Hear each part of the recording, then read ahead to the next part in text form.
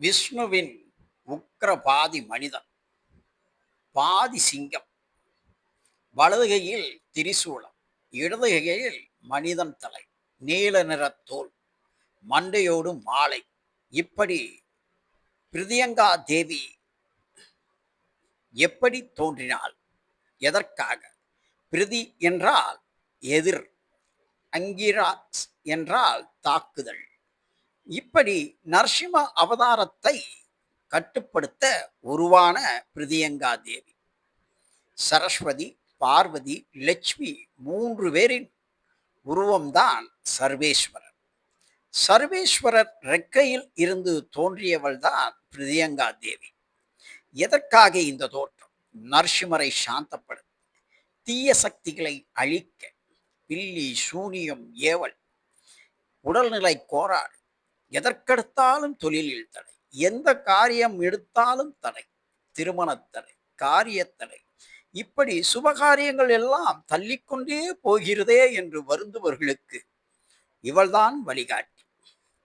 72 அடி உயரமுள்ள பிரியங்கா தேவி சர்வேஸ்வரரால் உருவாக்கப்பட்டவர்.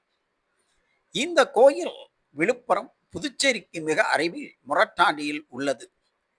சுக்லபட்ச அஷ்டமி அன்று பிரியங்கா தேவிக்கு ஹோமம் செய்து பூஜை வழிபட்டால் மிகவும் நல்ல பலனை தரும். இதோ 72 அடி உயரமுள்ள பிரியங்கா தேவியின் சிலை. இங்கு நள்ளிரவு பூஜை மிகவும் விசேஷம். ராகு கேது தோஷத்தை விரட்டும், பில்லி சூனியம் அகலும் என்பது ஐதீகம்.